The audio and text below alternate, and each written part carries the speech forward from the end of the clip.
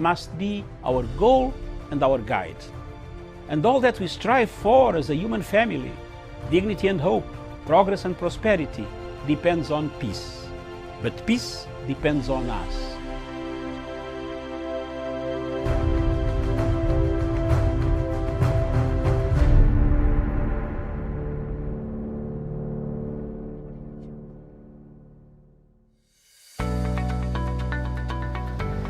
You indeed told me that a jobless Kenyan is a desperate Kenyan.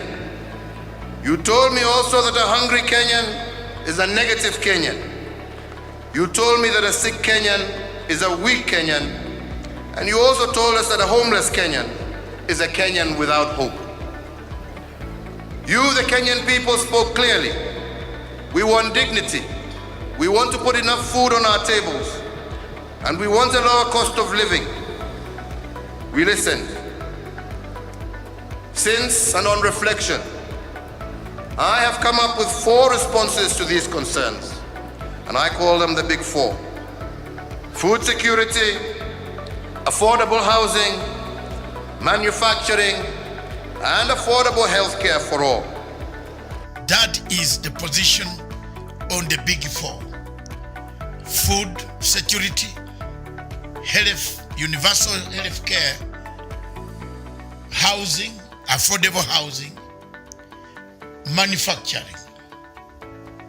Many of the people in the rural areas would like to know how food security is very important, to have food enough for eating and surplus for export, to have enough food to feed families. Many people would like to know what universal health care is. We need to start to talk to people, to tell them, to do documentaries. How is the fishing? What type of fishing can be done on a small 1 acre? We need to go out inside in the villages, get our teams that can come up with all documentaries, weekly, daily, so that fishing can be improved. Fishing can become one of the food. When people talk about food in Africa, Miriam, in Siaya, for example, people think of the maize, but fish is also a food item that must be stored, that must have facilities for.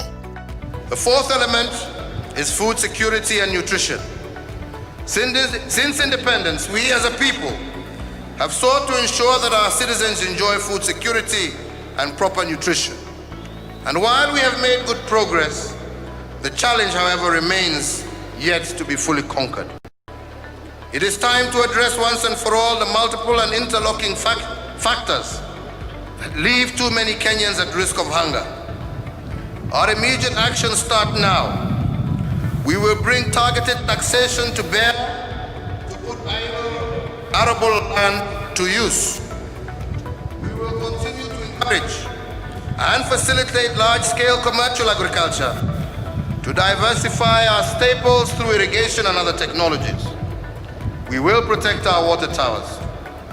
Small-scale farmers will receive better extension services and market access, and subsidies will be redesigned to improve food yields and production quality.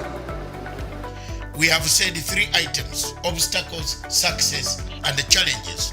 One of the obstacles is when the agenda was set out, there was quite a lot of politics that was involved. So time has come for us to remove politics from it and assure the people, the ordinary people, the ordinary mwananchi, citizen of Kenya, that if you have this, you can improve the food security. If you do this, you'll improve the healthcare system. If you do this, if you can plan for a cheaper housing in your local area, a cheaper industry, an industry, a cottage industry. For example, look at what we want people. How many youths can gather themselves into a group in Kayole? 10 youths. If you can be washing people's clothes, ironing them, their shirts, when they come from school, they pay you 300 shillings or 100 shillings, Bob, or 20. And if you are doing that as a small group, this is, you see, a small cottage industry begins there. Then you end up with a huge, dry cleaner in Kayole, made by youth. But most of the people in our African context, especially Kenya and Uganda and other places, people are focused on the government getting them the jobs. But there is a job. There is the youth fund where you can go and borrow 50,000 shillings and buy dryer, buy this, buy that. You iron people's clothes. There are so many people who are lazy who want, I'm not condemning them, but they go to work very early in the morning. They don't have time to wash this cloth. But you can say, bring your shirts here. You'll have them in the tomorrow morning. You put in a dryer, iron, another youth is ironing. You earn your living. You create employment for yourselves and for the people surrounding you. So job creation. I want you in this spirit to also turn to the person sitting or standing next to you. Greet them and say how proud you are to be Kenyan, and tell them that you are their keeper. Because to be Kenyan, at its core, is about loving your neighbor.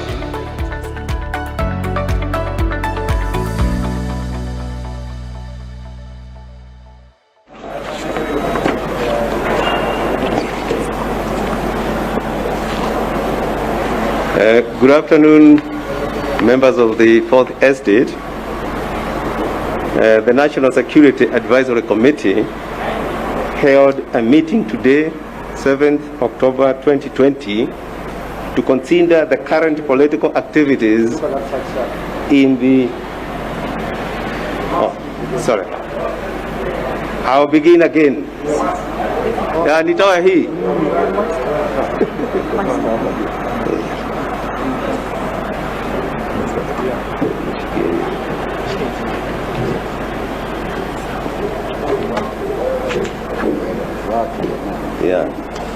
Thank you very much, members of the 4th Estate. I can even hear my voice is better. The National Security Advisory Committee held a meeting today, the 7th of October 2020, to consider the current political activities in the country and their implications on national security. NSAC noted that the country is experiencing growing political tension that is creating division at pushing sections of politicians and their supporters against perceived opponents. This situation is increasingly polarizing the country along ethno-political lines and therefore undermining national cohesion, peace, and security, and derailing our transformative economic agenda. The unchecked utterances and political weaponization of public gathering continue to undermine the law and order within the country. This disregard of the law has triggered violent confrontations among different groups, thus threatening national security of the nation. In the recent past, the country has witnessed the following: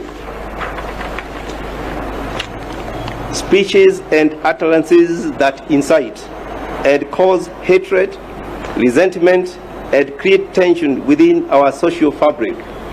B. Utterances that fuel ethnic or group violence. C. Use of abusive, negative, and insulting language. D. Publication in media of pictures which could lead to ethnic, religious, or racial discrimination. The foregoing has created a situation of fear, despondency, and political uncertainty. It is in this context that NSAC has met to discuss the situation in the country with a view to maintaining peace and security and promoting the rule of law. In its deliberations, NSAC also observed the following situations: A. That the country is only now recovering from the ravages of the COVID-19 pandemic, which has led to tragic loss of life, severe economic contraction, disruption of our way of life, pain and suffering in families, and loss of livelihoods. B. Some individuals are taking advantage of the vulnerabilities in our population occasioned by the socio-economic shocks of COVID-19. In pursuit of cheap publicity, these individuals, in attempt to further their selfish political agenda, are inciting the youth who are fearful of their future. They are attempting to radicalize the youth to the point where they have fought and in one tragic incident killed each other. Being fully seized of the foregoing and conscious of the freedoms and liberties enshrined in our Constitution and other laws of the Republic of Kenya, now therefore NSAC at its sitting today resolved to remind Kenyans of the existing legal obligations and sanctions and issued the following directives. 1, that all public meetings and public proceedings shall be held in strict compliance with the sections 5 of the Public Order Act, Cap 56, laws of Kenya. The convener or any person intending to hold a public meeting or a public procession shall A, notify the officer commanding station, that is OCS, of such intent at least 3 days, but not more than 14 days before the proposed date of the public meeting or procession. B, be present throughout the meeting or procession and shall assist the police in the maintenance of peace and order at the meeting or procession. Obey all orders given to him or her by the OCS or any police officer of or above the rank of inspector. At all times, bind themselves to be peaceful and non-violent, and shall keep to the designated places of public meetings or public processions. 2, that any person who so elects to attend or participate in a public meeting or a procession shall, pursuant to the law and in particular Section 5 of the Public Order Act, A, exercise a high degree of civic duty and responsibility and not to be in possession of any weapon. At all times, B, at all times, bind themselves to the peaceful and non-violent, bid themselves to be peaceful and non-violent, and shall keep to the designated places of public meetings or public processions.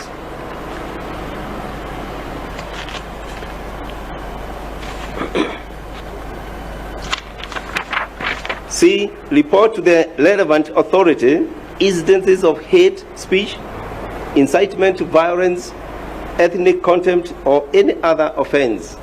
D, respect the freedom of expression of other people. E, not abuse, exclude, demean, stereotype, or profile other people. F, not propagate insurgency and socioeconomic hostility among and between Kenyans. G, maintain strict observance of the law of the safety and well-being of everyone present.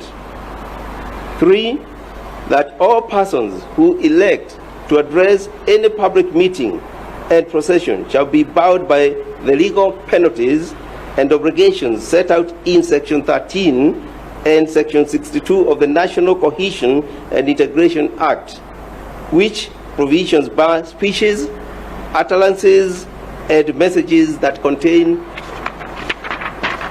A, offensive, abusive, insulting, misleading, confusing, obscene, or profane language.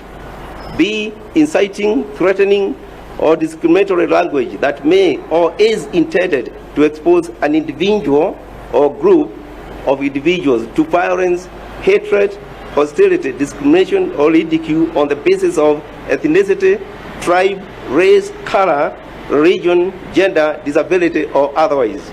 C, attacks on personal rights that trigger discrimination on the basis of their ethnic background, economic status, race, religion, or association. 4, that all media outlets shall be held responsible for all the content that they publish and or broadcast pursuant to the Section 62 of the National Cohesion and Integration Act. as read together with the guidelines for monitoring hate speech in the electronic media issued by the National Cohesion and Integration Commission. Accordingly, the media shall A. Not publish words intended to incite feelings of contempt, hatred, hostility, violence, or discrimination against any person or group or community on the basis of ethnicity or race. B. Desist from providing platform to hate mongers, inciters, and tribalists. C. Practice responsible and conflict-sensitive reporting. D. Endeavor to air programs that promote respect, national unity, and cohesion. 5. That all social media users shall be held individually liable for all content on their social media profile pursuant to the National Cohesion and Integration Act as read together with the guidelines on prevention of dissemination of undesirable, bulk, and premium rate political messages and political social media content via electronic communication network. In that regard, every social media user shall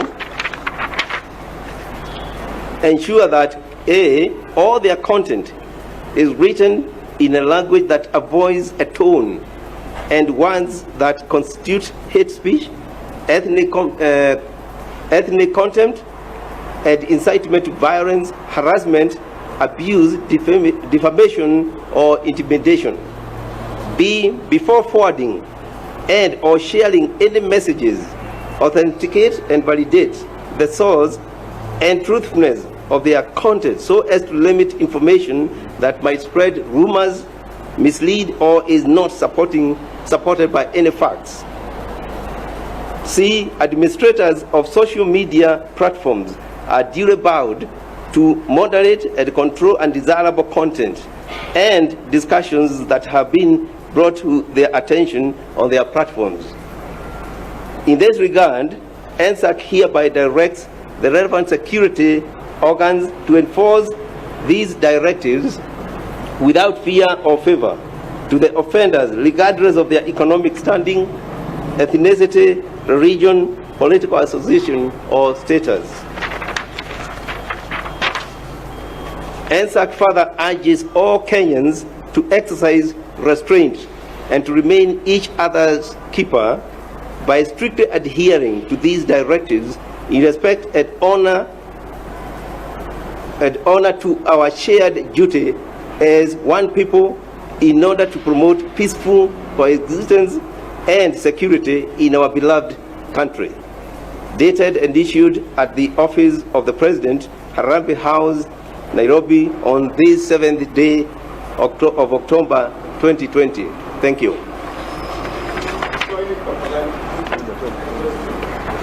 Today we'll talk about Africa, once seen by Europe as the antithesis of civilization, the heart of darkness, in the words of a certain Joseph Conrad. Centuries later, Africa remains ignored.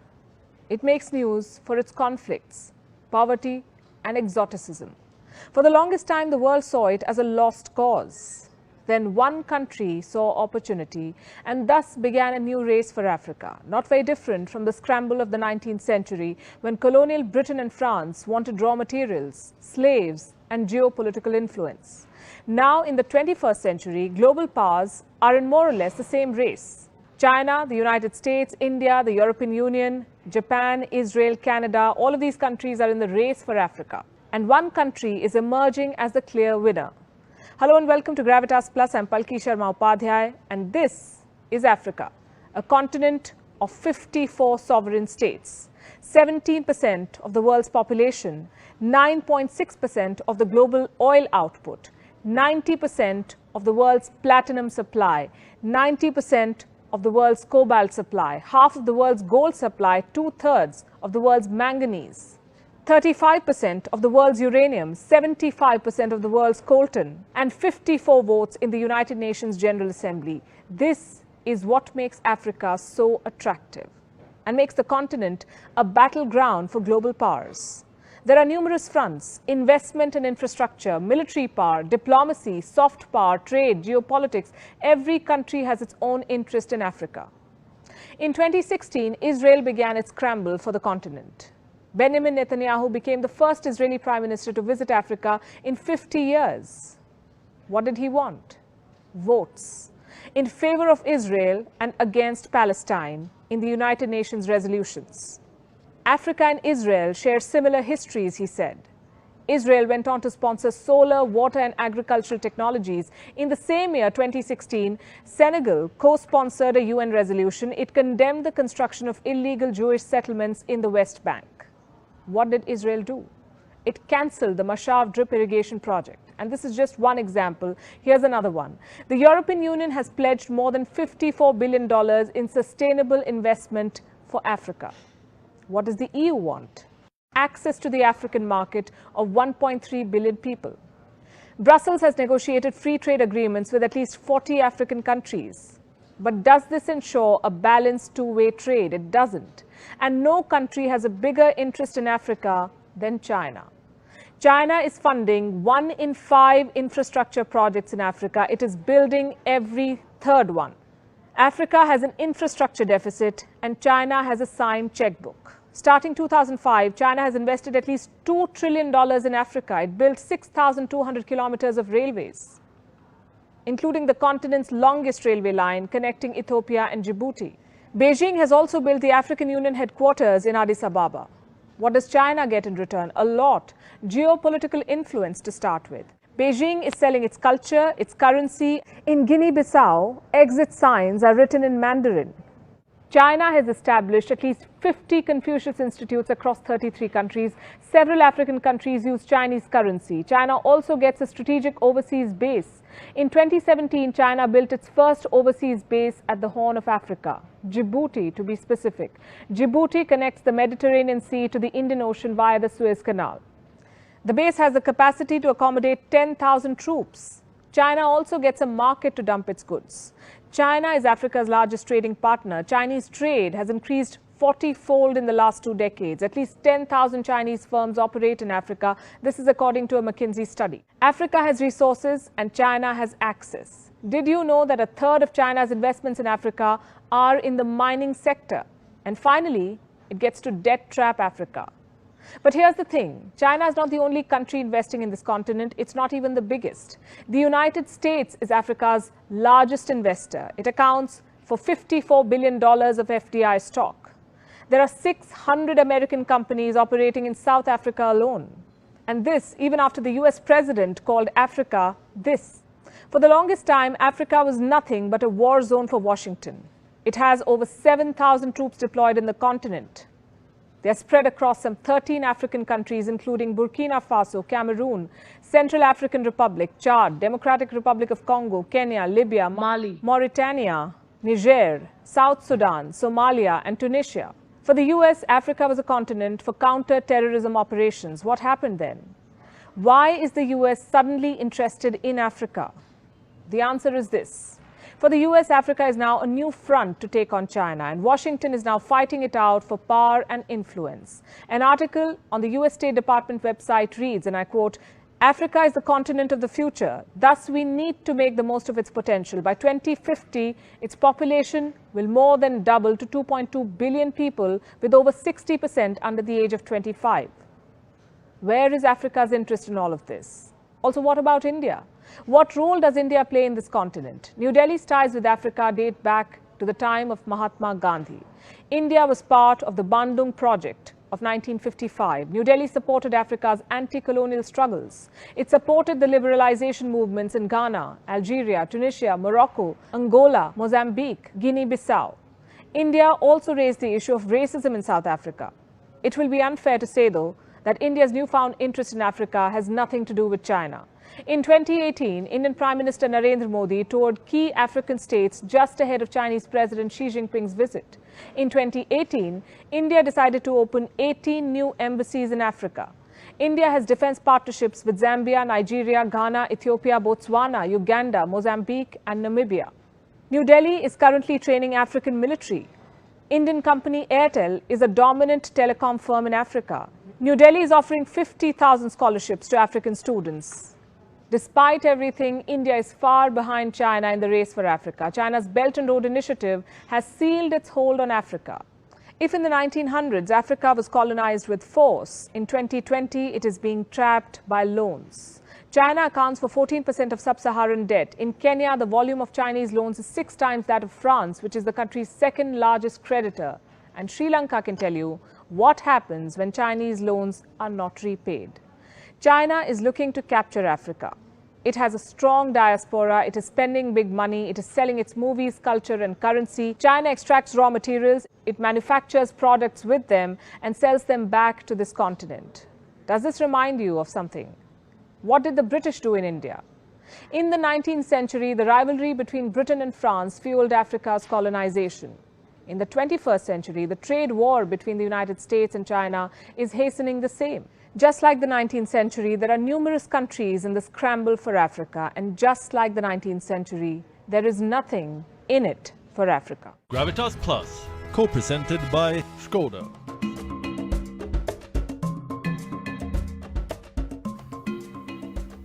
Good afternoon, viewers. I want to take a few minutes in the Africa School of Thought.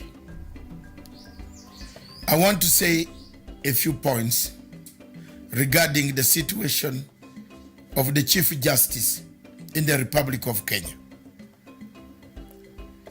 The Chief Justice is part of the governance of the people of Kenya. He is one arm of the governance of the Republic of Kenya. The Chief Justice has never convened or tried to convene a meeting between the President, the Speaker of National Assembly, and himself to find out the weakest link in the fight in the governance of the people of Kenya. It is therefore very shameful for the whole Chief Justice of the Republic of Kenya to use a platform, external platform, to announce a regime change proceeds using the platforms of international civil society to dismember the government of Republic of Kenya. As a Pan-African, I feel sorry and saddened by the events that are taking place in the judiciary of the Republic of Kenya. The President or the executive has done its best. It has given the funding that is needed to fight corruption. Every time the agencies that fight corruption arrange, indict, and deliver a suspect in the courts of the Republic of Kenya, the same judiciary that the Chief Justice represents, the same judiciary that the Chief Justice says it is very perfect, releases these people at times on flimsy reasons, blocks the route of justice, obstructs justice. The case of the former Deputy Chief Justice, Lady Mwiru, who was found who should have taken a plea, but because of the problems that the judiciary has and the weaknesses, the incompetences that the judiciary has, the Lady Justice Mwiru was allowed to petition the DCI and DPP's application and a charge. She never took a charge, a plea in the normal courts. Of course, the events are much bigger than what we see today. It is sorry state that the Chief Justice is the one who can mention about the failure yet the word failure is actually associated with the judiciary of the Republic of Kenya. Everybody in the judiciary knows, every Kenyan, young or old, knows that there is a problem with the Chief Justice. I take one example. For the Chief Justice to talk about the nullified elections, that dynasties collected themselves in kingdoms, in business entrepreneurs win an election, shows to you that he has something that is against the current administration of President Uhuru Muigai Kenyatta. I therefore call upon the international community not to listen to the side that actually weakened the fight against corruption in Kenya, but help the Kenyan people to fight corruption. Because the weakest link, which all of us know, is the judiciary in Kenya. If the Chief Justice was pleasing the civil society funders, the NGOs that gathered in Oxford, let them hear this message, that it is him and him alone. It is his incompetency, the lack of direction, the lack of leadership, the poor leadership qualities, the lack of pointing out the mistakes in law. The law itself that the Chief Justice talks about is the one to recommend which type of law. He can also suggest to the other two arms of government that the laws in Kenya surrounding cases of corruption are weak. But as usual, he has been a weakest link, remains a weakest link. Who is plotting, who is planning, who is trying to execute a foreign instigated plan against the Jubilee government. Thank you very much, viewers. That is a statement as far as the situation of Kenya is concerned. The Chief Justice, therefore, is plotting a coup, a constitutional coup, because he is trying to blackmail the leadership of the Republic of Kenya. Thank you very much, viewers. God bless you.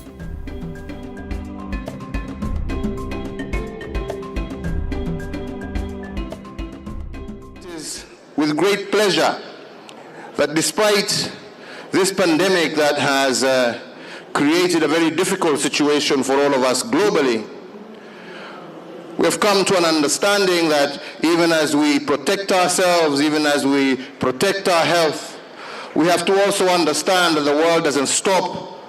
The game must continue, the show must continue, and we must continue to see how do we get out of this together. And I want to congratulate you, Mr. President, for the understanding that no single country can deal with this alone. This is a global fight. This is a global war, and we can only win together. No single country can win this battle alone. We are here to tell you of the opportunities that exist in Kenya, the opportunities that exist within our young people, and how by closely collaborating, we can actually lift ourselves as a continent and as a country out of poverty, but at the same time create opportunities for young people, create opportunities for entrepreneurs to be able to tap into this wealth and mighty potential that the African continent has, which is our young people. I tell people all the time, we look at the African continent sometimes from a perspective of its natural wealth, the gold, the diamonds, the oil, the gas. But what we tend not to see is what is the true African potential. And the true African potential is our young men and women and the capacity they have to participate with you to build a greater and better world for all of us.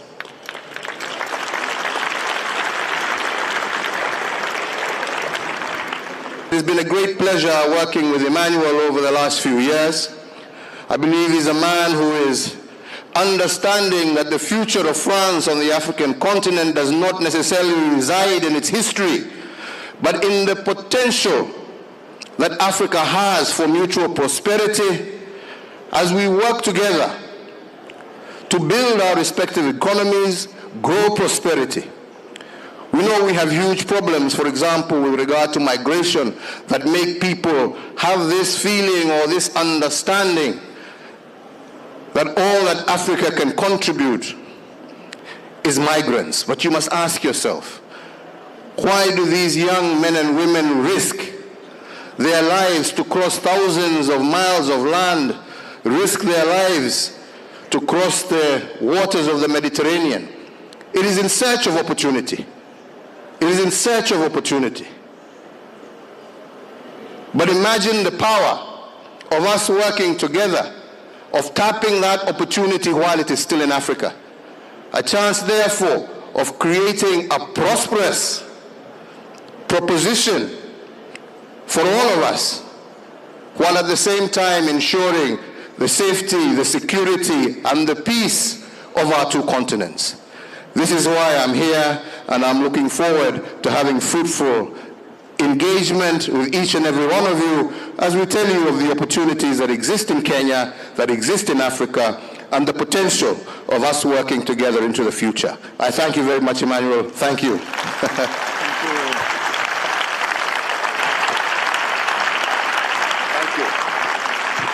Technology is an area where I think you can tap into great potential when we do business processes outsourcing, where there exists potential, because the one thing that one must recognize is that we were late in joining the technology advancement. So we don't have the baggage or the backlog of having old infrastructure. We were able to leapfrog and to jump a stage and reach into newer technologies. And that is why, for example, mobile penetration in Kenya, for example, is now almost 98%. The majority of our population, for example, was unbanked. And it therefore made innovation that much more attractive. Mobile money all of a sudden became the most important way for our people to access financial services. And today, as a result of technology, Kenya has moved from a position less than 10 years ago where only 30% of our population was banked to now almost 90% of our population that is banked through mobile money.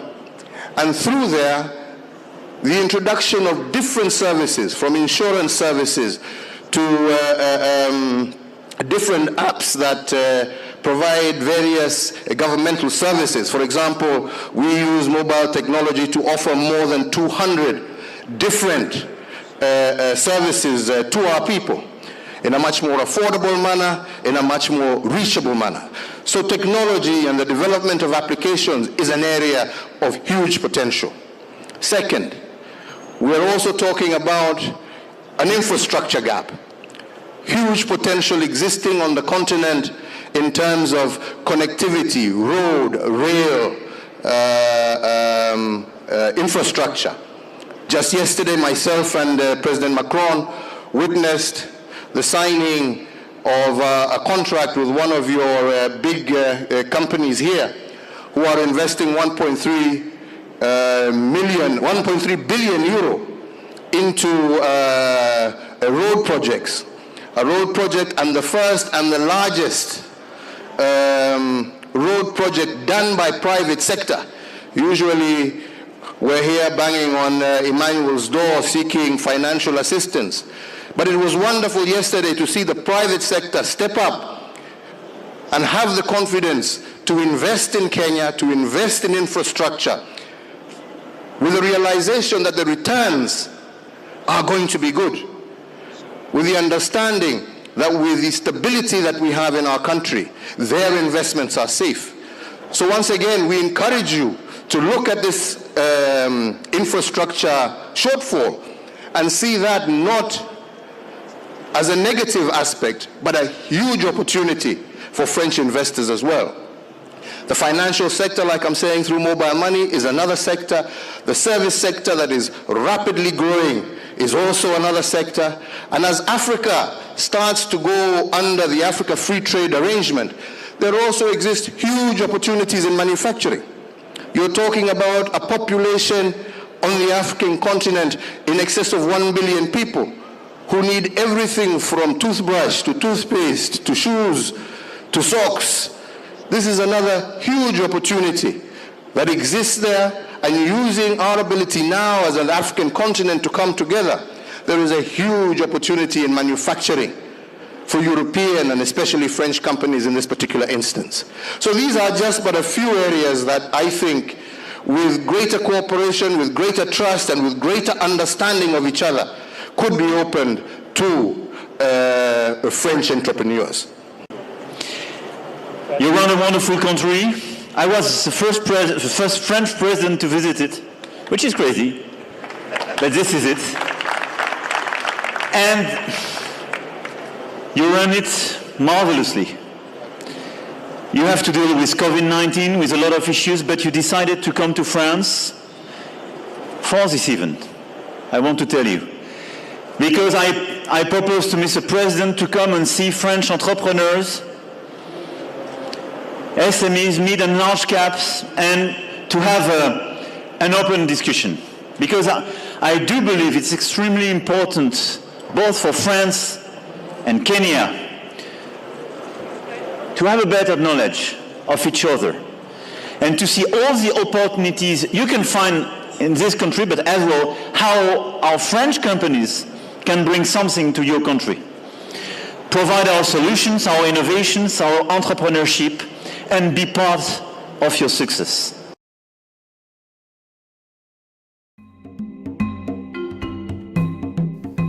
Viewers, good morning. This morning, I want to address the issue of Uhuru Kenyatta's legacy. The legacy of His Excellency President Uhuru Kenyatta of Kenya keeps on moving, keeps on going forward and forward. Since the handshake in 2018, that brought about the peace, the tranquility, the unity of purpose, President Uhuru's star has been rising. All over Africa, people are thinking of using the model that Kenya used to stop any form of violence, chaos on the streets after elections.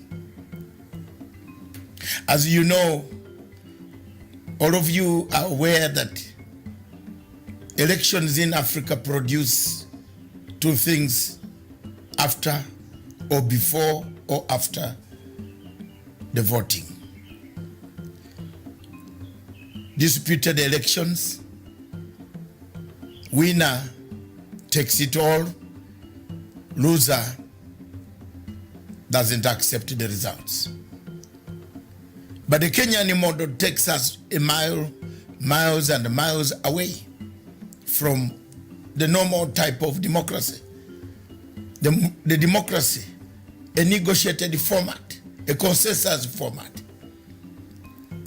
A democracy that gives consensus a chance.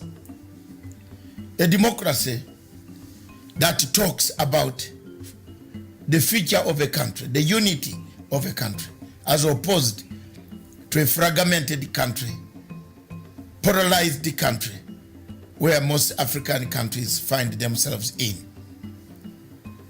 We have seen in the last 10 years or so, most of the elections in Africa have been contested by the opposition.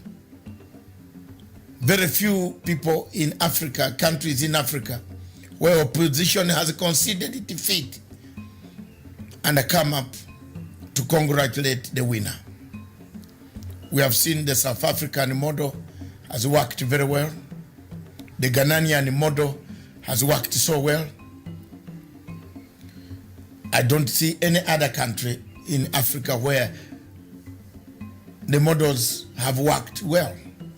I thought it would be Sierra Leone, but today we see Sierra Leone going back to the same ethnic tensions, as you can see from the reports that are circulating in the international media and the local media. So elections in Africa are contentious issues. They create a contentious position, create a departing point for the people of Africa, of that particular nation.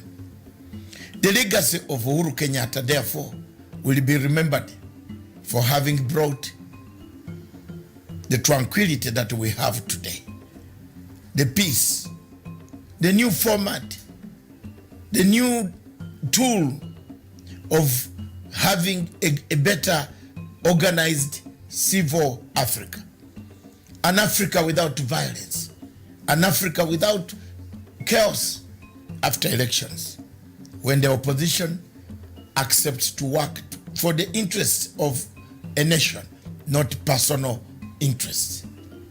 This has worked in Kenya, and thank you very much, Your Excellency President Uhuru Muigai Kenyatta, for the tenacity and the steadfastness that you have guided this handshake up to today. For those who want to mutilate the handshake, belittle the handshake, one lesson they should learn is to look at Libya. Libya was once a territory we all respected. It is no more. Let's keep the handshake and the legacy of President Uhuru Muigai Kenyatta. Thank you.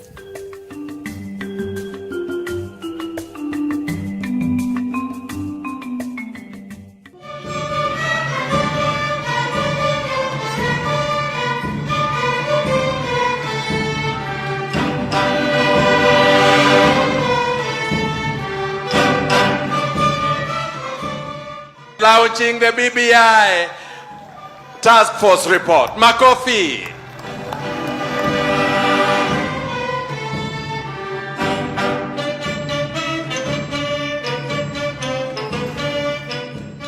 Your Excellency, I am very happy that the document, the recommendations and the proposals that have been put forward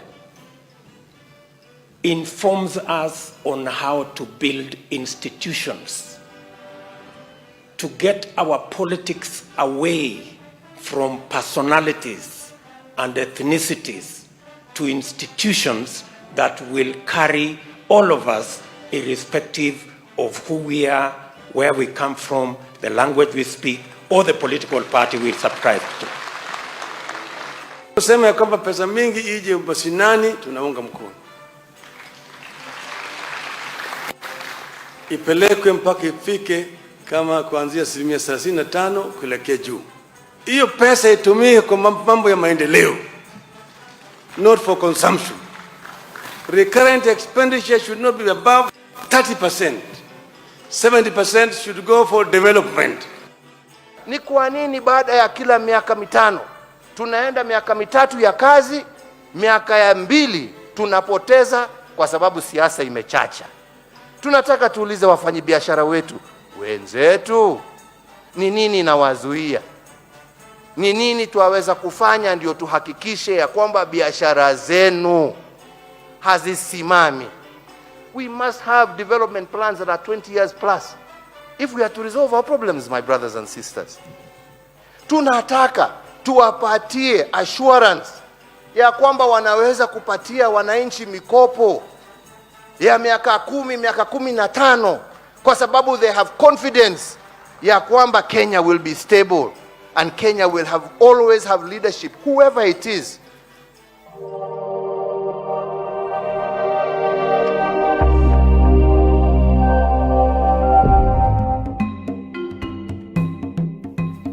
Fellow Africans, I took this petition to the court in order to stop any future usage of falsehood and false documents, procured witnesses of the Waki Commission. I took this petition to the court 4 years ago in order to make sure that the Chief Prosecutor of International Criminal Court does not use this evidence anytime in the future, whether tomorrow or 10 years to come, to refer to this evidence because the evidence was fake. It is with this dismay and with this courage that I took to go to court in Kenya to seek a judicial review and to redeem the credibility of both those accused and the victims of this catastrophe that occurred in Kenya, that I decided to seek to expunge this report from the reports and the statute books of Kenya. It is unfortunate that the 3 judges in Kenya, whom I will name now, Judge Kanyi Kimondo, Judge Aburil, and Judge Onyengo, all of them sat down and gave very silly, flimsy, prudish, sardonic ruling against our petition. I want to tell the Kenyans that I have done my best. I want to be on record that should this thing reappear again, don't call me. Should it reappear again, don't say I never told you. Should the Chief Prosecutor of the International Criminal Court use this fake evidence again against Kenyans, don't say I did not tell you. My role was to go and remove these obnoxious toxins from the books of the Republic of Kenya. I therefore want to tell the world that my torrid road, a long road that I've taken in search for this envelope, has ended in Kenya so far. But I want to announce that Kenya is not the only state party in international law. Kenya is not the only state party. I will in future, very soon, detail to you which other state party I'm going to seek this envelope to be expunged and to be made public to the people of the world. I want to thank you all.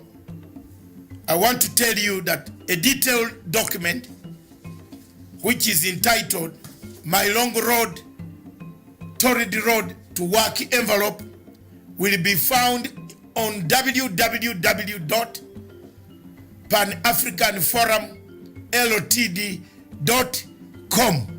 You can read it, you can dissect, you can see the days, the long road, what I took, what I did, referenced, well documented, and may God help you that at one time somebody in Kenya will stand up to say thank you very much.